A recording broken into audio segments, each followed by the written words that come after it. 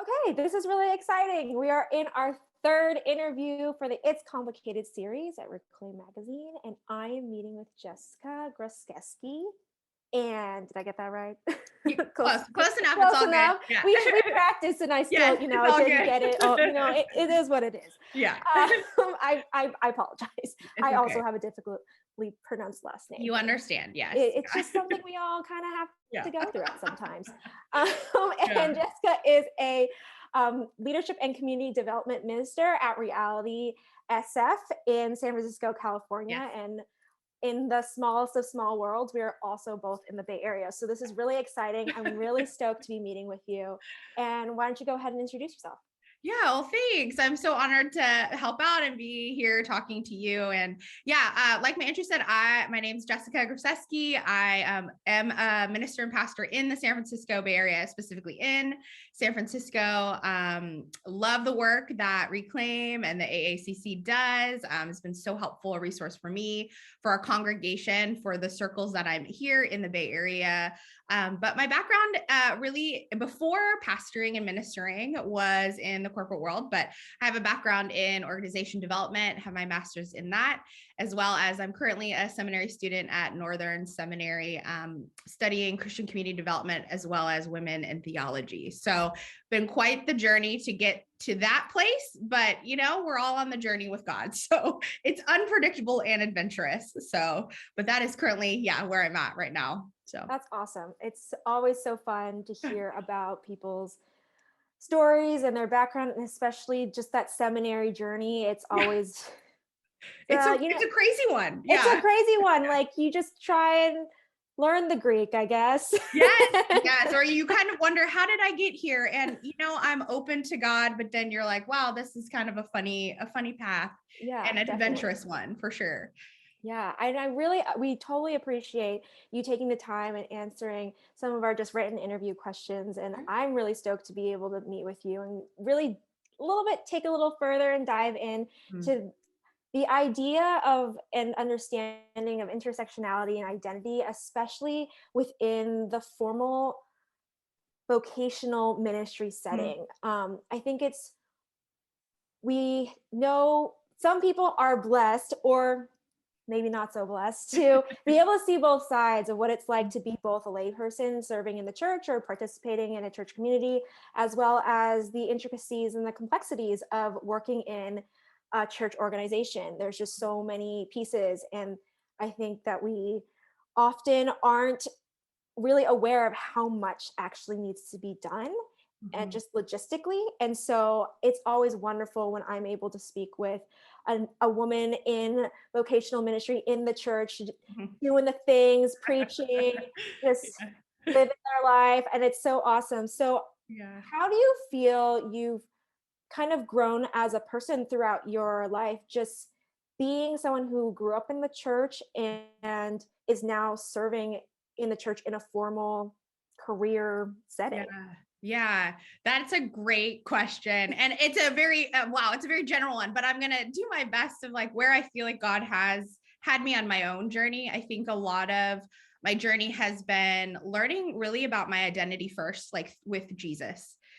Despite all the other kind of, I think, social or kind of worldly labels or constructs that people put on, right? So, however, in part of your journey and discovery, you have to take some of those things in account, right? So you're like, yes, I am a woman of color, an Asian American, a Korean woman, like all these other things that do help make up the way that I've seen God make me. And the acceptance of that journey of like discovering who I am, how he has made me, appreciating that part, being joyful and grateful for those things and the ways that he's made me has been a huge part of the journey. I think, through childhood as well as into adulthood. And then the other pieces that you are in happen to be in your life, the way that I see God has me in my story, my journey with him, and how those pieces play together is part of what kind of both tension and also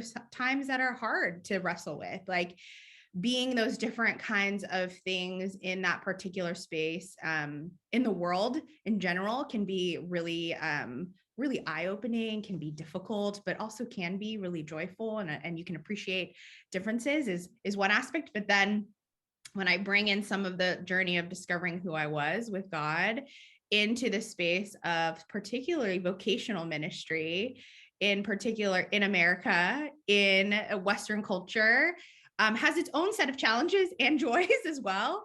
And so that kind of was this is speaking in very big generalizations, but big, journey of that. As well as also coming to terms and accepting too, like, wow, God, you've created something good in people. And especially for me, you've created something good in me for my story and how that intersects. And then as well as, yeah, when you enter into full-time ministry, for me, it was my like privilege and honor of knowing like, wow, God, you created me to have these gifts. You've created a way for me to do that. And I get to do that as a privilege, to be able to have a job to do that for the church overall that I love. Of course, I accepted both good things and bad things in that too. And so I think accepting part of the mess, but also working out some of the parts that I don't necessarily like too, and wrestling with God with those are have been part of my journey. I think obviously there have been times that have been harder too. And we don't have time to go into all those and being very vulnerable. But also saying like that is part of the journey. And in this season, I've just found myself really appreciating the way God has made me and the opportunities he's like paved before me. And then I'm open enough to take them too. Because I could have said no, which, there's some days I wish pastoring is hard. I think there's some days pastors do think this is really hard. And do I really want to do that? And we trust God, and we are with him in that step and journey of faith. So I don't know if that answered your question. It was yeah. That's where I'm at today. It is a general question. I think that's kind of the beauty of these kinds of conversations, because it reveals what you've experienced, or maybe brings to the top something that you've either been thinking about or really core to your personhood. So I really appreciate you just being able to dive in immediately and kind of respond and see, where you're coming from. And I think I would also be interested to know your role in your family, just your immediate family, and then your community. What are some of the things that you've found as you are developing and coming into your identity that you either had to learn for yourself, or you were teaching others, or things that people taught you? Yeah, that's a great question. And it does intersect for me a lot. I think, as I walk longer with Jesus, I kind of think, oh, they are supposed to be all interconnected and they are supposed to be integrated, right? So I think the journey has been, for me, it was started in my family. I am an adoptee. I was adopted when I was very young from Korea to a American family who is also happens to be white, and their background is German, Scottish, and Polish.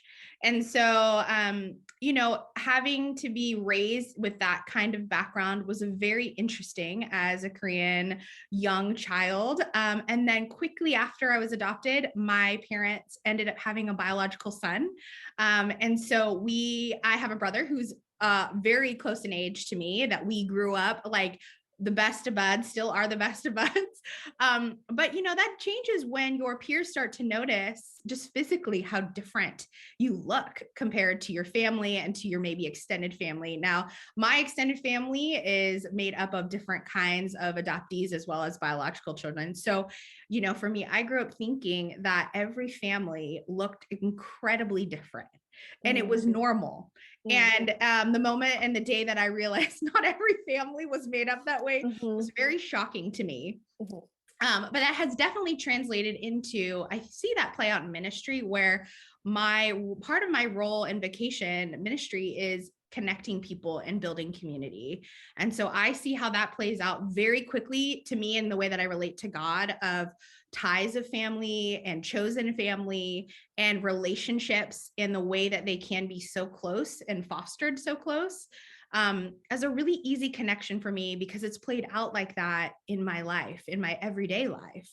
Now, of course, I'm a teen. I was a teen. I had like awkward conversations and like all that stuff, but that was part of, I think, every believer's like journey to maturity, to become more like Christ. You have to have some of those conversations about family and identity, and some relationships that have been strained and some that aren't. And a part of that is like learning how to relate to people as well as how to relate to God. So that's just one area I can see how has easily played out in what I do now too for work, is like, yeah, the family of God. We are all being reparented to the family of God.